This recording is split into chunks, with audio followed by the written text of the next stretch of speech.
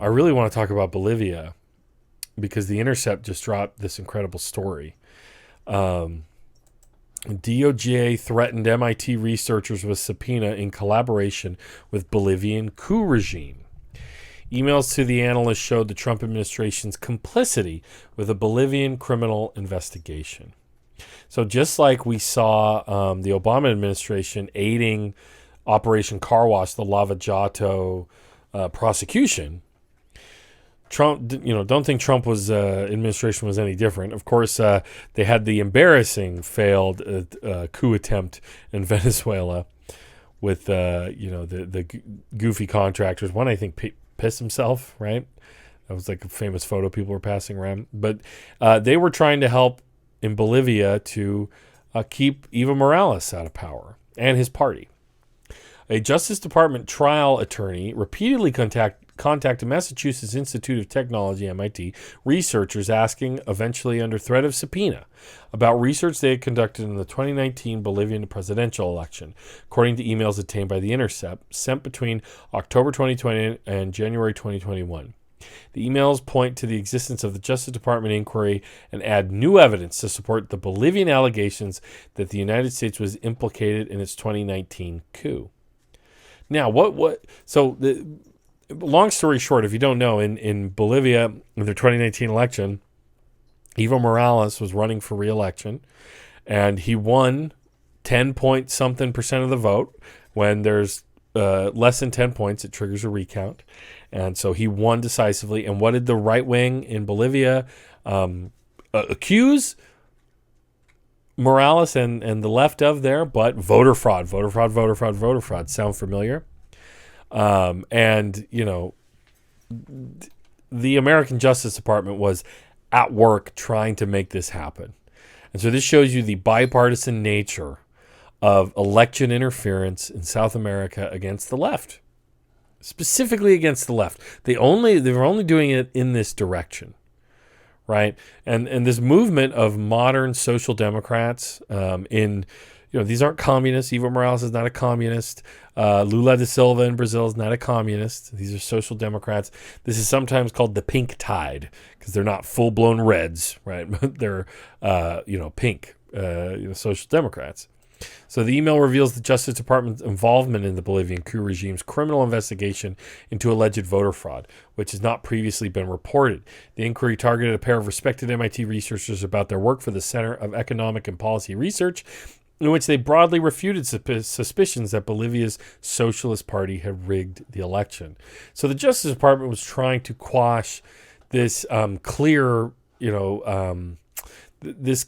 evidence that, in fact, the election was not stolen. There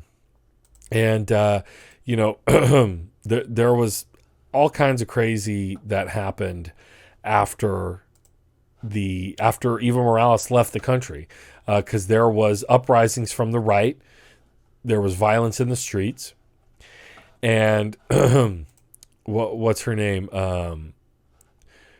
Jeanine Áñez became the president. She was in the Senate. She's a right wing, senator, and because they ousted so much of the left, which had won all these elections, she was the person in line in the line of secession, and she's now in jail. Say what you will about. This is one of the craziest things: is Donald Trump completely incited January 6th, and he just gets to walk free after inciting insurrection against the country. But in Bolivia, ex-interim president arrested in opposition crackdown. Jeanine Áñez's arrest is part of restored leftist government's pursuit of those involved in ousting of socialist leader Evo Morales. So what happened was they had another election, and one of Evo Morales' allies ran, and he won decisively. So Bolivia's conservative this is in The Guardian, ex-interim president who led the country for a year has been arrested as officials of the restored leftist government target those who helped oust socialist leader Evo Morales in 2019. Jeanine Áñez, who Morales supporters say was part of the coup, was detained early on Saturday morning in her hometown of Trinidad and was flown to the capital La Paz, where she appeared before a prosecutor. "This is abuse," she told reporters after the appearance. "There was no coup d'etat, but a constitutional succession." Um, and this is the thing. This is in the Guardian. And the Guardian is, a British outlet, and they are more suspicious of Evo Morales and the left socialist party, and they are obviously depicting this with a more, they're more soft opinion towards Agnes. But here's what happened under Agnes. Quote, what happened was a massacre, grief and rage in Bolivia after a day of deadly violence. 8 young Bolivians were killed in El Alto on Tuesday, and say the interim government of Janine Agnes is to blame. Tears filled Primitivo Quispert's bloodshot eyes as he contemplated his son's swollen, lifeless face and why someone else's struggle for political supremacy had condemned his child to an early grave. It's so painful, senor, so very painful, the 61-year-old carpenter sobbed. Just look at what they have done to my boy. Before him on a church's wooden pew lay the body of Pedro Quispert Mamani, 37, a factory worker and father of 2, and one of at least 8 young Bolivians killed on Tuesday when the country's political crisis exploded into deadly violence in the city of El Alto. Nearby lay another 5 bodies, their feet poking from blankets or flags, their names and ages printed on sheets of paper next to the corpses. Joel Kolk Patty, 22, Devi Posto Cusi, 34, Antonio Ronald Quispe Ticona, 23, Clemente Eloy Mimani Santander, 23, Juan Jose Tenorio Mamani, 23. These are young people. 23, 22, 34. 3 disposable cups had been placed on the tiled floor beneath Mamani's cadaver to catch the constant drips of blood coming from a gaping bullet wound to the back of his head. Quote, it was a one shot in the nape.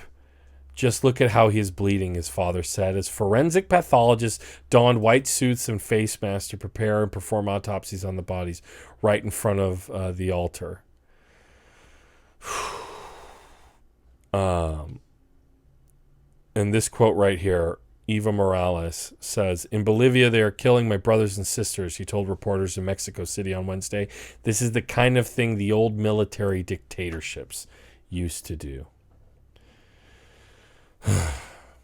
The right-wing interim government that took power after Morales' toppling on the 10th of November has rejected claims the army was behind Tuesday's killings, which came during confrontations between troops and Morales loyalists outside a fuel storage depot. It was a strike, guys. It was a these were workers. The working people were striking and, blocking a fuel depot, and they were killed by the military. If you go to a non-Western media source like Al Jazeera, you'll get a little more straight talk. Bolivia Parliament approves charges against ex-interim president. A parliament recommends a trial against Janine Agnes for genocide and backs criminal indictment of 11 ministers. So they're actually holding their far-right coosters accountable in Bolivia. And frankly, our own Secretary of State, Anthony Blinken, called this anti-democratic. So in the United States, Donald Trump, he gets to attempt a coup. He gets to openly incite an insurrection against the foundation, cornerstone of our democracy, our democratic process. Gets away with it just fine. No charges, no nothing. They might investigate him for tax evasion or whatever. But here in Bolivia, when these far-right extremists who have a history in that country and many other countries. If we learn about Operation Condor, this was an effort led by Chile and Brazil to do this across South America and other parts of the world. Disappear murder leftists in the street, or just frankly scoop them up, black bag them and disappear. Make them disappear. Our Democratic Party appointee thinks that's anti-democratic. So this is what we're up against as the left. You actually have a strong workers movement in the left, and who face this type of violence. But it's not just the Democratic Party, but it's of course American corporate media that does this same kind of things. Questions mount over former president's arrest in Bolivia. Janine Añez. This story, you have to get so many graphs into this story before you get a quote from anybody who's not Añez herself or one in the conservative party of Bolivia in this CNN story. And, all vague charges. I mean, it didn't seem vague in the Al Jazeera story. It's for genocide, right? For killing people. It's just really, we really are fighting an uphill battle in the United States. The amount of right-wing propaganda that is pumped into everybody's brains constantly, that is subsidized by the right, by wealthy people, whether it's the Koch brothers and Dave Rubin or any and all of that. It's this is a Sisyphean task, right? Sisyphus, the Greek myth of the guy pushing the boulder up the hill every day, it comes back down. This is work, guys. We all have to take our part. We all have to become better informed. We have to build alliances among each other on the left, and even with the libs and the liberals, right? I know it's hard when you see Joe Biden and Anthony Blinken doing shit like this, but this is why we need to put as much pressure as possible. I think Biden releasing the vaccine intellectual property, it's not enough. It's not going to help fast enough with the crisis in India or Brazil, but at least it's a start. And I don't think they would have done anything like that if it wasn't for the massive public pressure about that. Again, this is an uphill battle.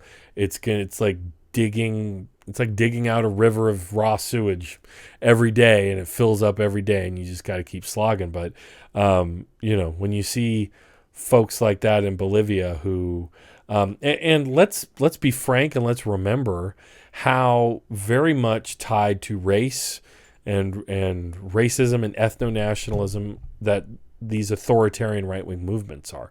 I mean, it's easy to talk about Trump and the racism that we see from him and Republicans and just what they're doing around voting and specifically in police violence, etc. But when you understand about South American countries and how so much, how Evo Morales is an indigenous, organizer, socialist, and, Janine Añez is very much a Castilian, more descendant of not indigenous, but colonizers. You begin to understand, and that was a big part of the military dictatorships and the juntas and everything in Nicaragua and Guatemala and Brazil and Chile and the rest, Bolivia, was going out into the rural areas and just scooping up and murdering indigenous people. And just indigenous people were, by their very nature, considered radicals, considered leftists. And so, I mean, it's on all of us to learn about this stuff. And I'm trying to help you guys do that here. J. Andrew World says, thank you for saying their names. Absolutely. They're all heroes. Let's see. J. Andrew World, Bolivia murdered people of the left for a year in the streets. She was going after indigenous people, and fuck Anthony Blinken. Trev, yes, been pushing the ball 35 years, still getting worse, but keep pushing till we're extinct. Hopefully it doesn't get that way, hopefully it doesn't get that way. That's, it's getting real dark.